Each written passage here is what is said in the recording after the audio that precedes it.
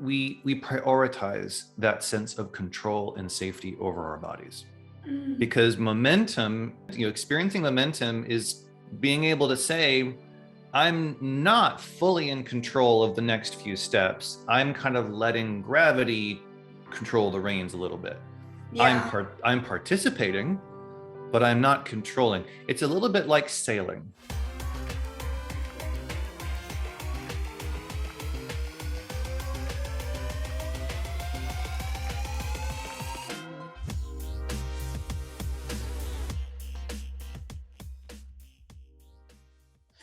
So, hello, Kevin Moore. I am grateful to meet with you today, not just because I want my students to get a glimpse of the work that you and I have done together, which has profoundly impacted my understanding of my movement, my mental health, my physical health, and the environment around me and how it's all tied together. But also because I'm finally, I think for the first time ever, coming to you like not broken. I always see you when I'm broken, and I'm not broken right now in any special way. So that was my number one excitement for seeing you today. Well, I'm thrilled to be here. I'm so glad we could make this work. I thoroughly enjoy our sessions, and so I can't imagine that I'm not going to enjoy this. I hope so. We'll see. I'm going to grill you. What am I going to grill you about? Well, first of all, for all my students and YouTubers, everyone who's watching this, Kevin first came into my life when coronavirus hit. Literally the day that coronavirus hit in Seattle, Washington, and I lost 90% of my work. I remember when the governor was making the announcement over the radio, over the news, that everything was locked down. And I was coming to realize as a freelancer, I was totally effed. I went for a run thinking it would make me feel more relaxed. And I got somehow on this run for the first time in my life, a horrible groin strain. And Rachel Hennick, shout out to you. When I called her, she's another fitness instructor, and I said, oh my God, I've already lost all my work. The only work I can do online, I can't do right now because I can't move. I'm in so much pain in this really weird, deep place in my pelvis. What do I do? And she said, I think you should talk to Kevin. And I did. I booked with you right away, 5 sessions, which was, quite a bit of money to put down. And I, from day one, did not regret it. And since that time, I have come to see you on a few different occasions. It was for that issue, I believe, like maybe a wrist thing, and then the very severe mid-back pain I had earlier this year when I moved to Austria. That's right.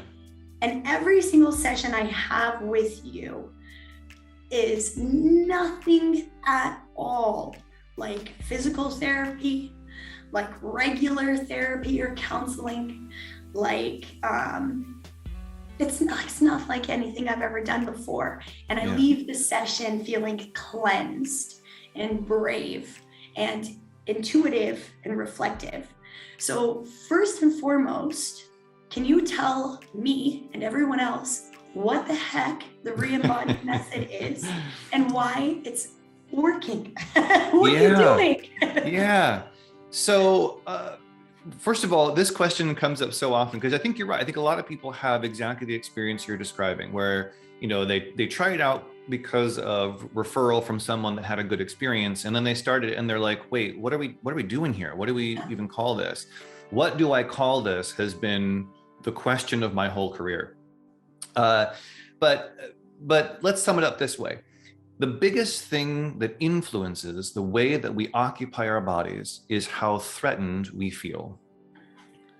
And what Reembody Method is attempting to do is to find a safe, accessible way for regular people to understand their body's behavior vis-a-vis the threats that they face.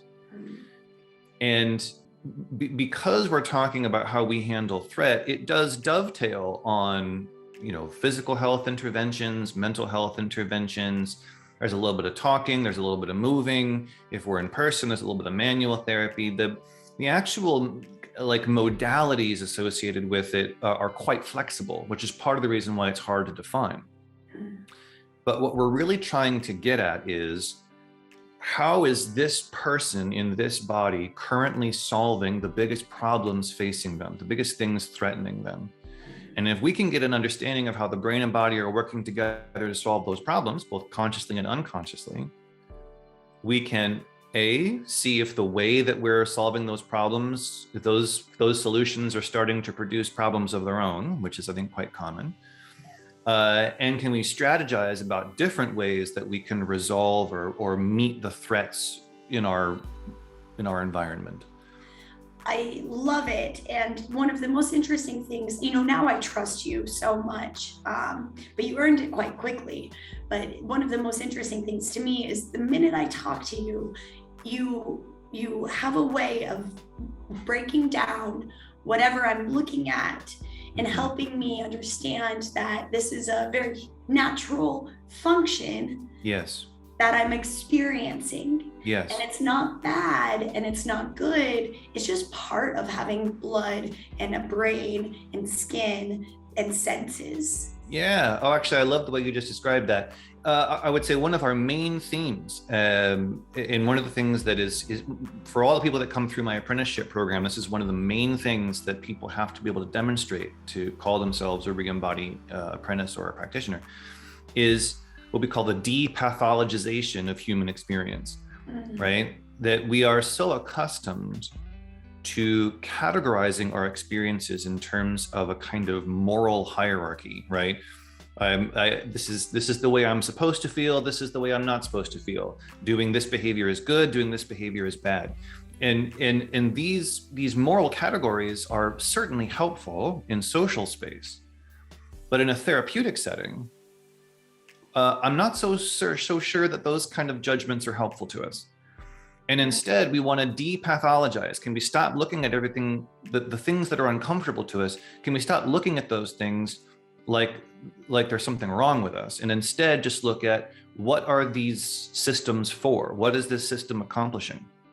And it can be quite shocking to people, I think, how even terribly uncomfortable states, body states, including even up to and including pain, it can be awful, but it doesn't mean that it's not there for a reason. The body is accomplishing a goal somehow, and when the way it's accomplishing that goal sucks really bad, that's when it becomes extra important to try to figure out what the goal is, rather than keeping our attention on the discomfort.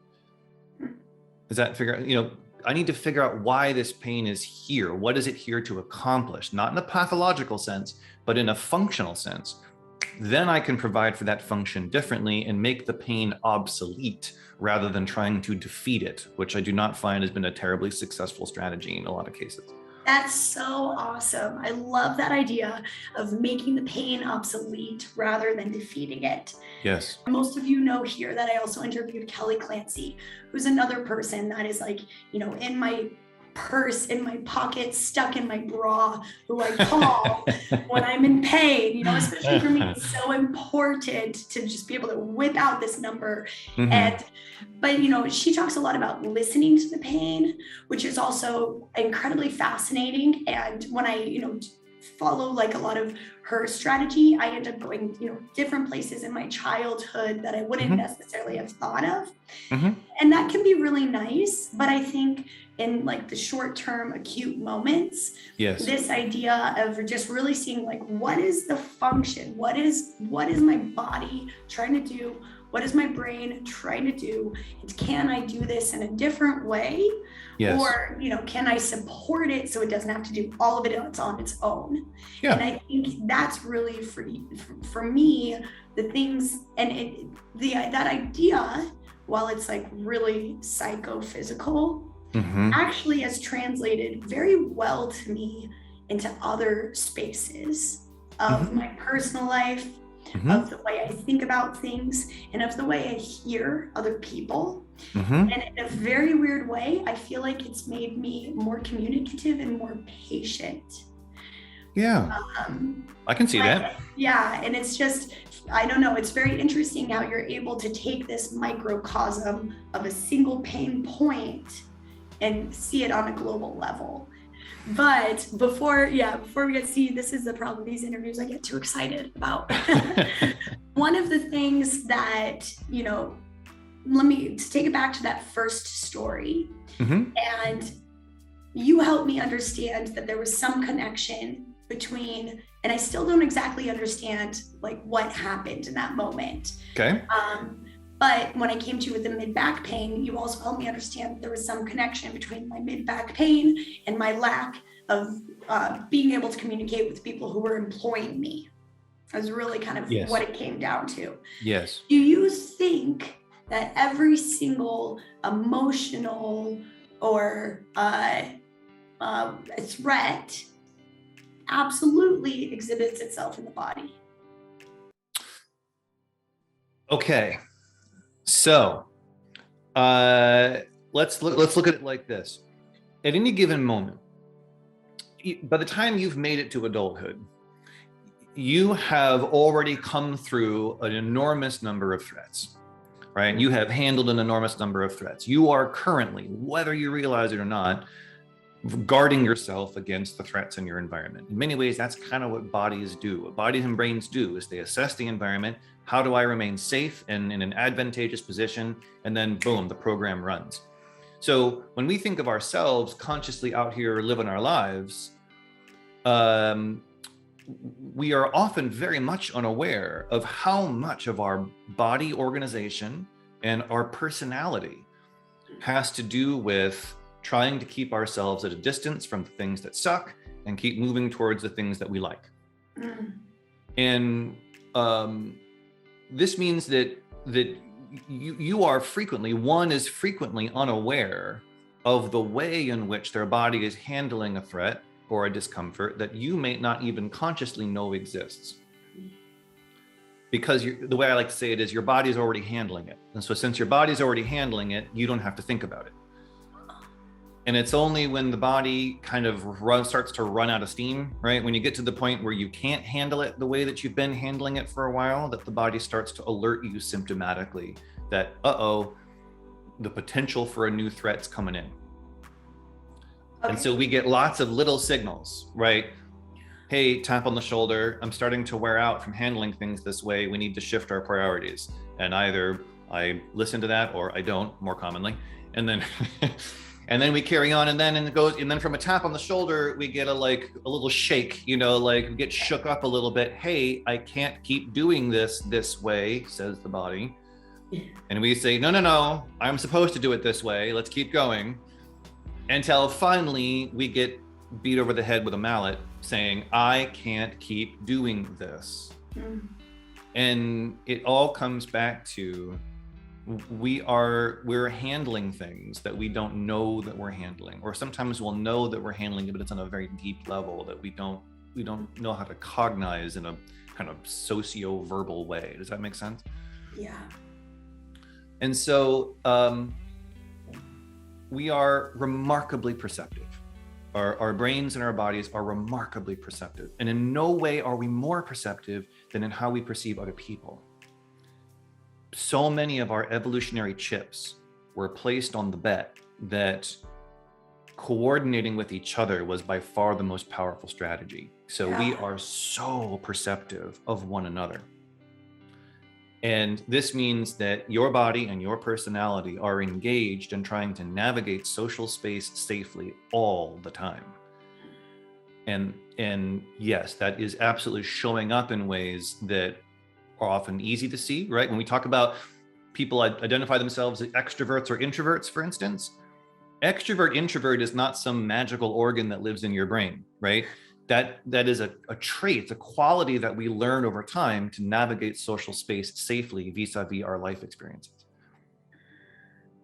And engaging in those types of behavior ad nauseum absolutely at some point starts to become symptomatic, because you can't be the same thing all the time without that thing wearing out. Okay, so that makes sense to me that that the experience of pain is probably related to our dealing with threats in certain ways for such a long time, Mhm. and maybe not finding a balance within the way that we have balance as kind of a reductionist term, not finding, a sort of way to mitigate always being there with a little bit of here, and then eventually it's challenged.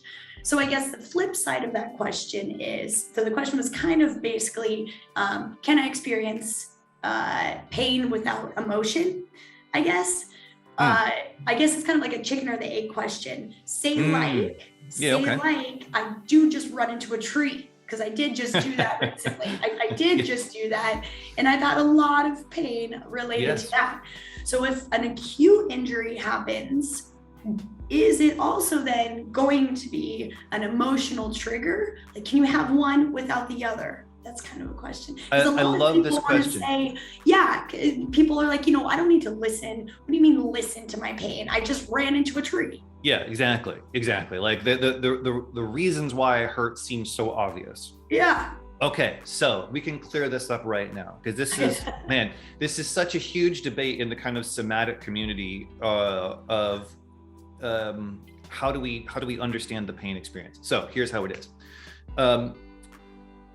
Pain is necessarily a function of our sense of future danger. Okay. So what I mean by that is that you can have tissues of the body can be terribly damaged. And it is possible to have tissues that have been rended and torn and broken in total loss of integrity, and to also not feel any pain at all. That is absolutely possible. It is also possible to have tissues that are not damaged in any way and feel terrible pain. I imagine if your listeners could all raise their hands the moment of this question, you would get several of them to do so. How many of you ever been to a doctor in terrible pain and got scanned or analyzed, and the doctor said some version of, well, you seem perfectly healthy. You seem fine. That's the worst. That happened to me. It was so embarrassing. Oh, it's so embarrassing. It is extremely common. It is extremely common. And it's because we are still, the medical establishment is still operating on a 50-year-old model of why pain happens. Pain does not alert you to things that happened in the past. Pain alerts you to things your brain thinks is going to happen in the future. Okay, so what this means, so if you run into a tree, for instance, it is not the fact that it is not directly the fact that the lacerations and the bone breaks and the dislocations, whatever, it is not directly those tissue changes that creates the pain experience. Your brain becomes aware of those things through a cellular process called nociception. So you have pressure sensors and heat sensors and chemoreceptors, et cetera, that communicate information to your brain about, hey, a thing happened, right? So that's just called nociception. You can feel that a thing happened. But the feeling that a thing happens does not become pain until the body takes that information about the thing that happened and applies it to future scenarios. So if I hit the tree and my leg is broken, and my brain goes like, whoa, we now have total loss of integrity. I can't put weight on that thing. We got the pressure associated with blood loss. We've got all different types of things that I'm now alerted to. And if we get up and move around on that thing, or if we, attempt to use it lay on the ground and do Supermans. Exactly. Then something catastrophic is going to happen. Yeah. And so the pain experience is a massive alert saying, whoa, stay still. Let someone else come and save you. Right? This is, you're done. You're out of the running in terms of solving this problem, right? So when really big pain signals come on, it's alerting you to a potential vulnerability. There are plenty of people. In fact, and again, I could even, if you like, I've got charts and studies of this that I could happily supply to put in the links to this video. Great, thank you. There was a great imaging study done where, because again, the thinking was that once we started doing medical imaging, the thinking was that this was going to radically change the way that people receive medical treatment, because we'd be able to catch problems earlier, right? So we start using medical imaging like MRIs and X-rays and so on and so forth, start imaging people's skeletons and brains and tissues, and we'll catch the little problems, we'll be able to fix them. And so we will not lose as many man hours at work, and we'll have faster treatment times and safer treatment times and da. Exactly the opposite happened. And the analysis of the problem has come back to the idea that once you've imaged something in the body, like if I come in and say, man, my back really hurts, and they image my back and they find, say, a degenerated disc, everyone says, well, obviously that degenerated disc is the cause of your pain.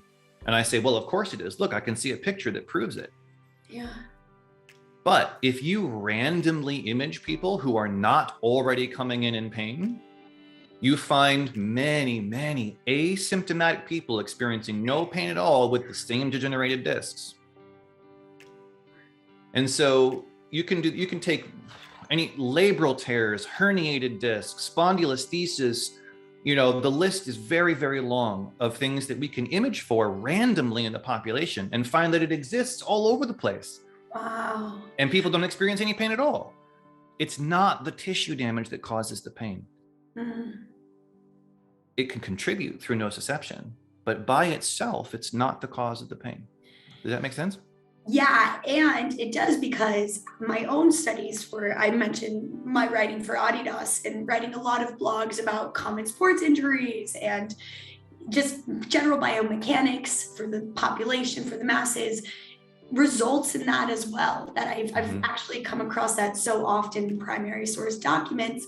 And this leads to another aha moment that you gave me, that I have regurgitated to my students over and over again, and come to understand in watching my students' movement, that there's no such thing as good posture. You told me that once. Yes. And how I explain it to my students, it's probably good we're having this conversation, because I might need to correct my words a little bit, but how I've remembered that and felt it and said it is that your body organizes itself in such patterns of movements to get you through your life and what it deems the most effective and efficient way.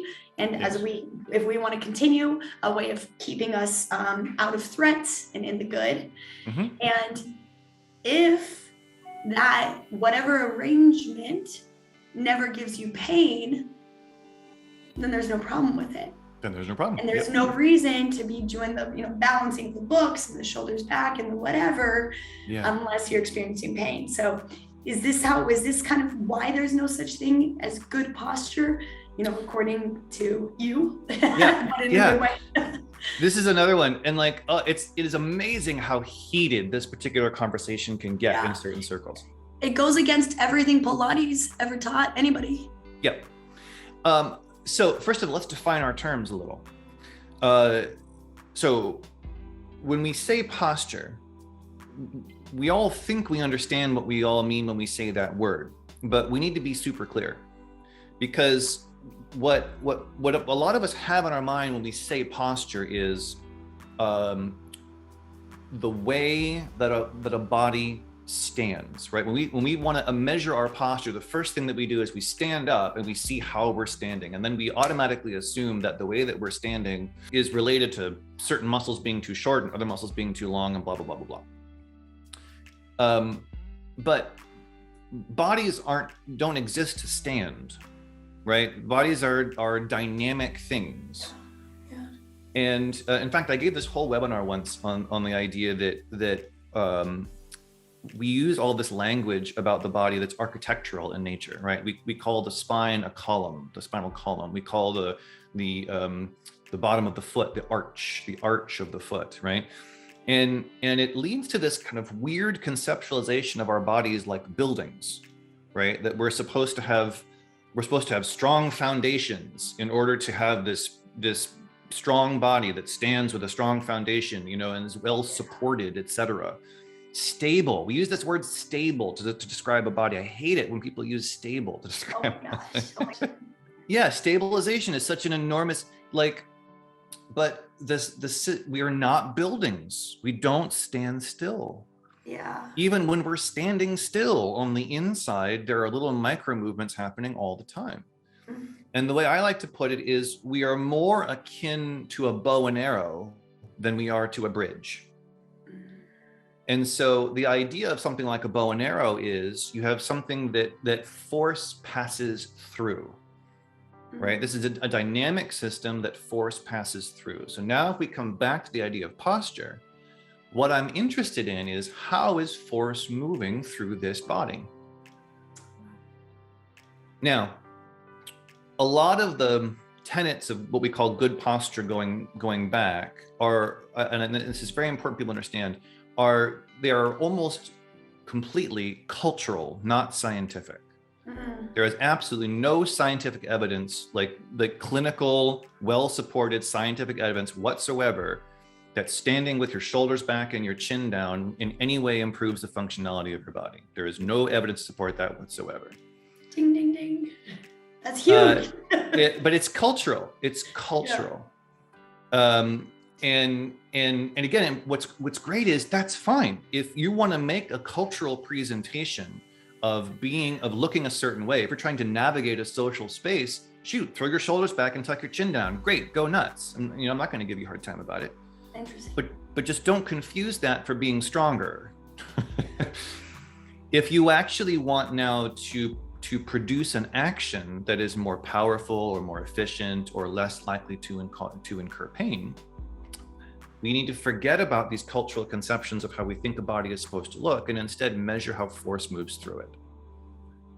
And are these forces allowed to move all the way through the system unimpeded?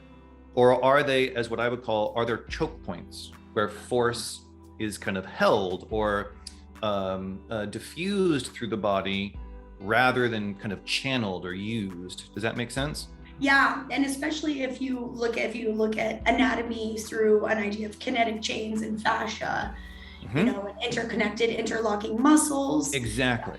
A lot of the theories with Kelly Clancy as well. So I always just try to think, like, if that wants to move, what's the next thing that has to move for it to move? And then what's the next thing for that has to move for that to move? Yeah. And I can usually with my students, I just kind of ask like one at a time. And usually what I find is that another part of the body that's required for immediate movement, if you want to reduce it down to that, sure, is also feeling some pain, sure, or some weirdness even. Actually, I can give you a really neat tool. Like, it's kind of a simple tool that people can use to start assessing this very thing. Great. It can often come down to the experience of momentum. Okay. That one of the things that's kind of inherent in the geometry of our skeleton is we're really good, right? As upright, very tall, right? We got our skulls up on top of a very long lever, right? So we have the potential to experience a lot of momentum, right? And what I mean by that is just by standing, if you were to take a human body standing and then remove all the muscles, the geometry of the skeleton would fall in a very predictable way, right? So the weights and levers of the skeleton are designed to kind of fall in a very particular way. In fact, for more reading on this, if your students are interested, in 1937, a singularly brilliant woman named Mabel Todd wrote a book called The Thinking Body. She was light years ahead of every other anatomist of her day. Thinking Body, in excruciating detail, talks about this concept of the weights and levers of the body. Mm-hmm. But anyway, so yeah, the skeleton would collapse inward, right? So there would be kind of a center seeking where the limbs would roll in, and then the head and chest would fall down forward. And so we'd go in and forward as we fall. That's the direction the skeleton goes in terms of its weights and supports. Yeah. And what we want to look at as individuals, as we're standing, is can we immediately assess how much of gravity's pull can I feel in a inward and forward direction? Can I currently feel the pull of momentum? Mm-hmm. Now, if you find yourself standing and either if in standing you feel perfectly inert, if you feel totally inert and totally stable, so feeling no momentum at all, you are doing a lot of work.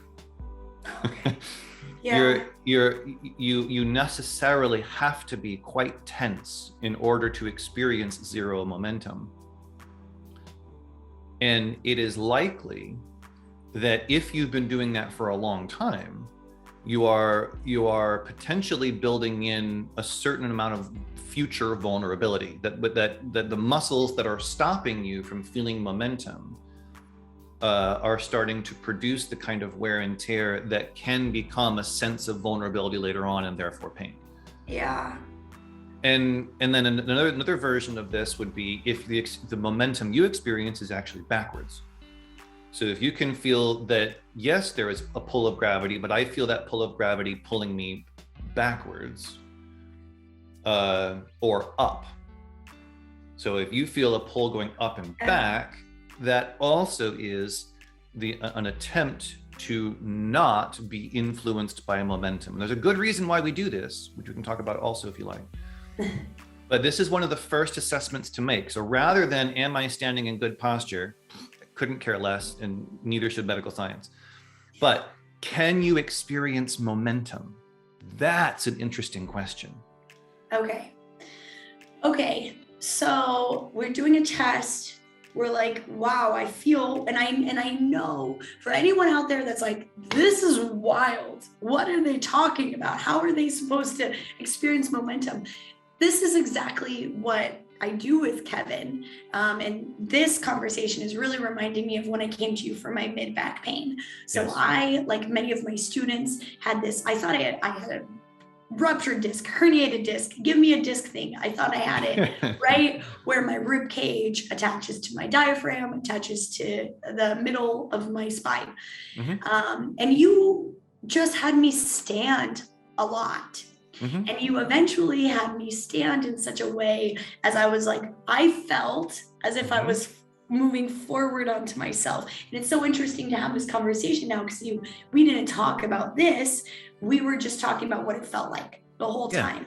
Yeah. And that helps. That moment helped a lot. And that sensation is something that I do still sometimes bring back. If my back is really bothering me a day, I go back to that space. I remember a session. I could do the recording because he records your sessions and gives it to you. If you want me to. Oh, yeah, unless you don't want me to. Yes, exactly. Good point. But, so we're sitting here, we're feeling this stuff, we're realizing that we're experiencing momentum in weird ways. What do we do with that information? So it comes down to a couple of different directions we could go here. Yeah. Experiencing momentum is scary. Mm-hmm. What I mean by that is we are generally more comfortable if we feel like we're totally in control of our bodies. So if I feel like every movement that I make, every step that I take, I took it on purpose, I was in control, I was not in any kind of risk, that is, we prioritize that sense of control and safety over our bodies. Mm. Experiencing momentum directly conflicts with that. Because experiencing momentum is being able to say, I'm not fully in control of the next few steps. I'm kind of letting gravity control the reins a little bit. Yeah. I'm participating, but I'm not controlling. It's a little bit like sailing, right? If you go out sailing, you don't control the way the wind blows. But if you agree to observe the way the wind blows and kind of respect the way the wind blows and keep an eye on the current, right? These are things totally outside of your control, wind and current. And yet, by participating in those forces, you can direct the traveling of the ship. Yeah. Bodies are very much like this. We want to think that we have total control over the movement of our bodies, but we 100% don't. Yeah. Instead, it's like sailing a ship. There are forces at work here that act on this body in ways that you can't control. But if you can participate in those forces, like momentum, you can produce powerful, efficient motion. But when you first started out, when you first transition from I can use my muscles to control every single step, to, okay, I can use my muscles to manage the flow of momentum, which means that I can walk really efficiently. That first transition to walking that way is frightening. Yeah. We don't like the feeling of the loss of control that entails. But with a little practice, it can become second nature. But you have to be willing to be a little titillated for a moment. Does that make sense? Yeah, and I know that what we're talking about right now is really about the act of being aware of being in one's body. Yes. And it's quite fundamental and subconscious until we elevate it to consciousness. And the thing that I identify with, I think the thing that I'm most coming to realization of after these 33 years of being in this body, and actually more years of being an active exerciser than not. I started actively, outside of playing soccer as a kid, but going to the gym and working out. I've done that for more years now than I haven't. And one of the things that this is just reminding me of is, and it could be because it's fresh in my brain because I had a brand new student in a class last night. That's quite a complex class. But the student discovery of a new movement, I always say to my students, you're going to hear it again right now, is it takes 6 times to feel comfortable with a new style of fitness. And it takes 3 times, I always say to students, to feel okay, but really what I mean is to feel safe. And I noticed the first class, it's like I feel guilty because I see this animal fear in the sweat and the raised heart rate. We could do anything. We could be doing yoga. We are doing yoga a lot of the time. Like the most people walk into yoga believing they're going to be calm and it's going to be relaxed. Even a yin yoga class, I've taught those for the first time to people. There's this fight or flight fear sensation of being asked to move, and often with other things in your hands, and manage them in a way they've never been asked to before. And it's so out of control, like the response. And so that's kind of what this sounds like to me, is that it's the same thing with just actually being in our own body and becoming, maybe 3 times of trying to walk in this new way. And then maybe 6 times it becomes something we want to do. Yeah. And it's a big enough departure from the way biomechanics are normally taught. That I can imagine certain people listening now have been thinking to themselves like, okay, let's assume for a second I buy the principle. What does that look like? Literally, what does it look like? Where is the rubber meet the road here? And it is difficult. It can be difficult because of these barriers we have, just like you had when we first started working together, of feeling our bodies move in new and bizarre ways. Right. And so if we take this idea of posture, it's amazing, coming back to these emotional response, it's amazing how in these first times that I can get someone to soften their breastbone down and to kind of release the shoulders into a down and slightly internally rotated way, how strong the reaction of like, no, but this is wrong. This is bad posture. I shouldn't be staying like this. Like someone's going to reach out and smack them for standing this way. Someone may have reached out and smacked them for standing this way at some point, right? So there is a strong emotional connection to the way I think my body is supposed to be. And as you mentioned a second ago, when I'm doing a session with someone, the language I'm using to talk to you now is not the language I use to talk to people in session, because I do want to try to make a totally judgment-free exploration of like, what is your body actually capable of? What do you actually like? What actually feels good and safe in your body? To explore that, we've got to be able to push against our expectations of what our bodies should be like. I think a lot of us are tired of being the way we think we're supposed to be. Oh. But we're not really allowed to say that we're tired. Yeah. Because that's scary, because it's morally reprehensible. Well, what if it's not? What if we did have a space where we could actually try on different ways of being in our body that wasn't so uncomfortable? Oh, that's beautiful. Gotta love Kevin. So, okay. So as usual, this interview has gone really fast. I have one question for you, and then I have one thing that I want to mention. Okay. Great. So the question is, and it's purposely vague. Okay. Do you think fitness works, and why? Okay. Fitness meaning exercise. I should say this. Yeah. Do you think working out Yeah. is effective, and why?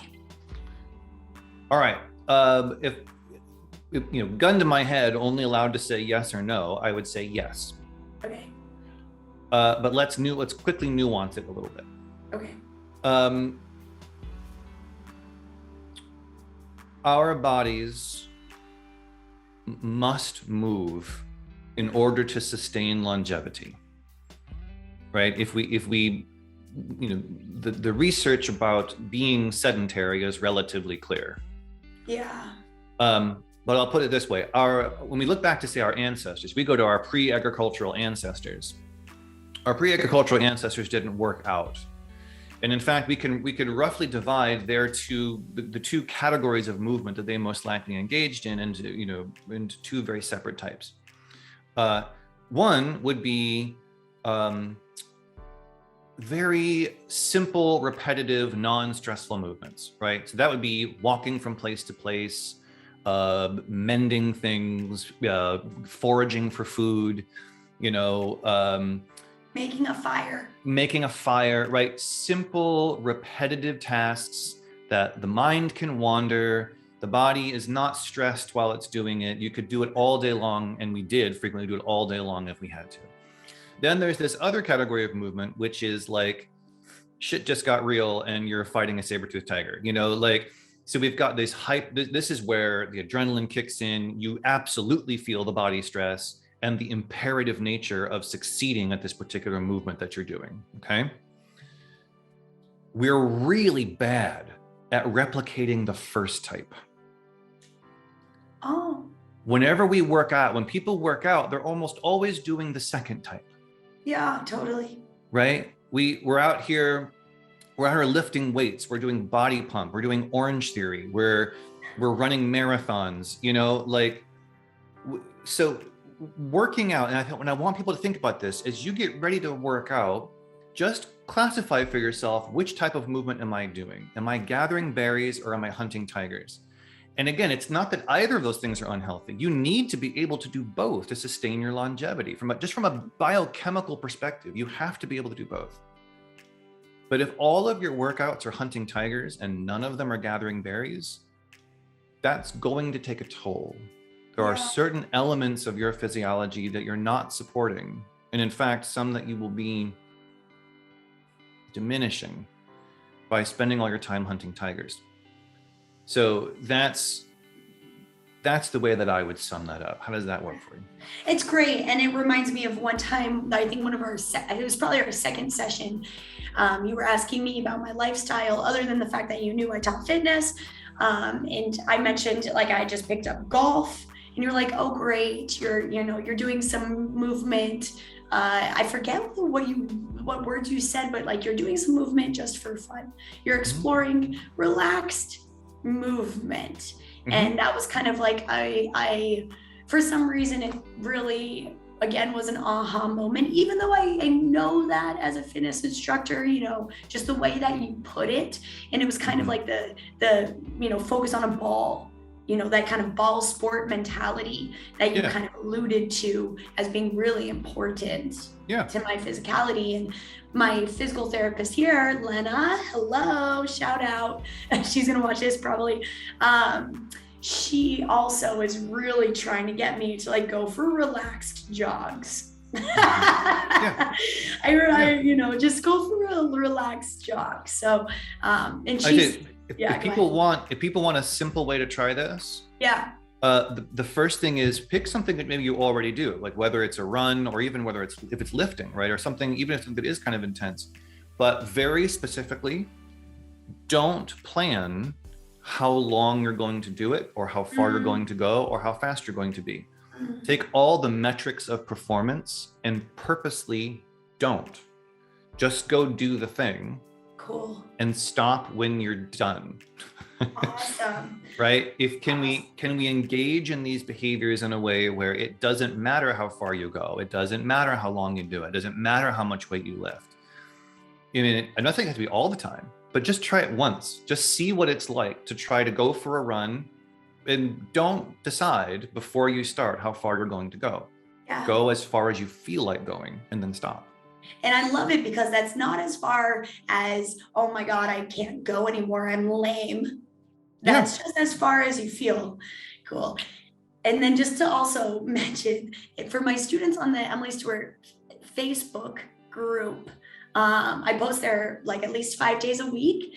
And sometimes they ask for specific, a lot of it's just based on what my students ask for. Sometimes they ask for specific time periods. And I do my best to match those times. But as we've gone on, as we're through coronavirus and people are just really staying there because they enjoy it, my classes, I to be honest, I don't so much these days go in knowing how long it's going to be. Yeah. And I often just listen to how my body feels and kind of like think about my students and okay, this is probably enough.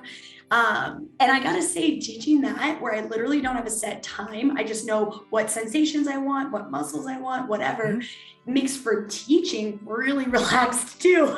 Yeah, it's way more fun.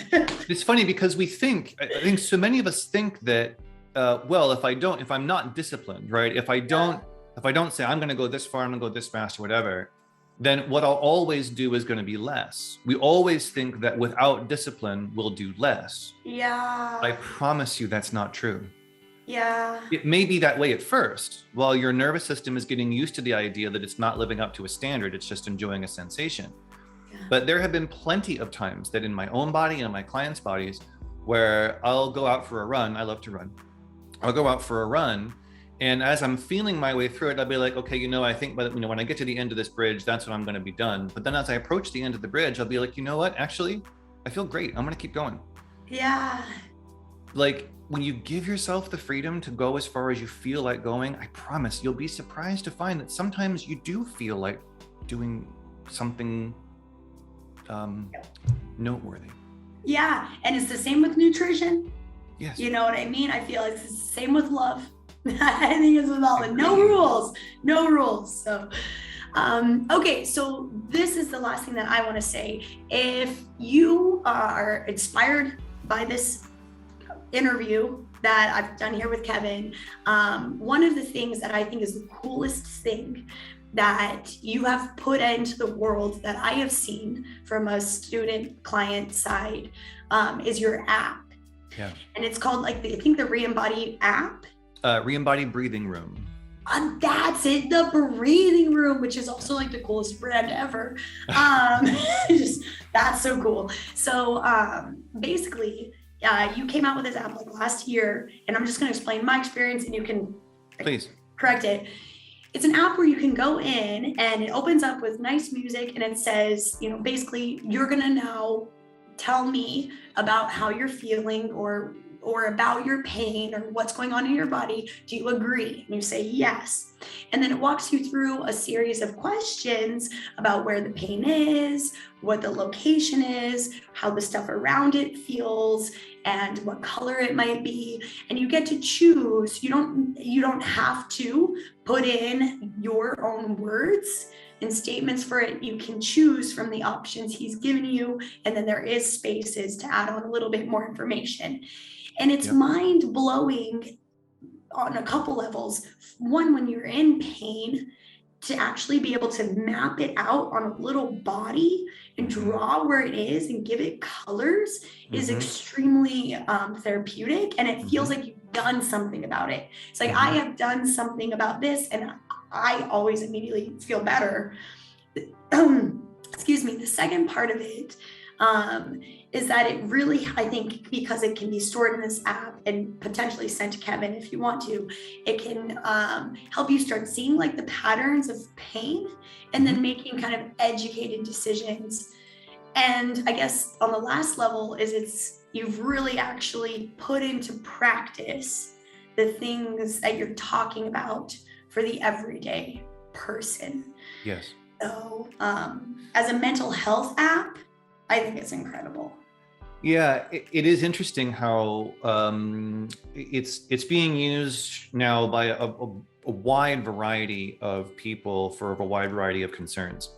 And we talked about depathologizing before, and that's really like the main goal of this app is, can we start exploring vocabulary for talking about how we feel that is not so immediately pathologized, right? Can we simply describe it without having, again, a kind of moral context or a pathological context? And so, yeah, the options that you're given, so this big list of descriptive words that you're first starting with. And one of the things that's noteworthy is none of them are actually pain words, right? No. So there are things like tension or buzzing or, coldness or, I'm saying, like, they're descriptive words, but that's what we're trying to go for. Just for a moment, just talk about what you're feeling in terms of describing it.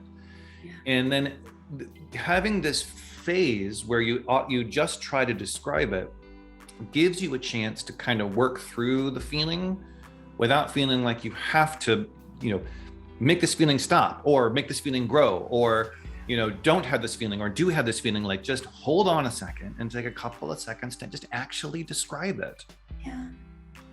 And having some control over being able to say, I'm not going to do anything about this for the moment, gives you so much more control over what you eventually decide to do.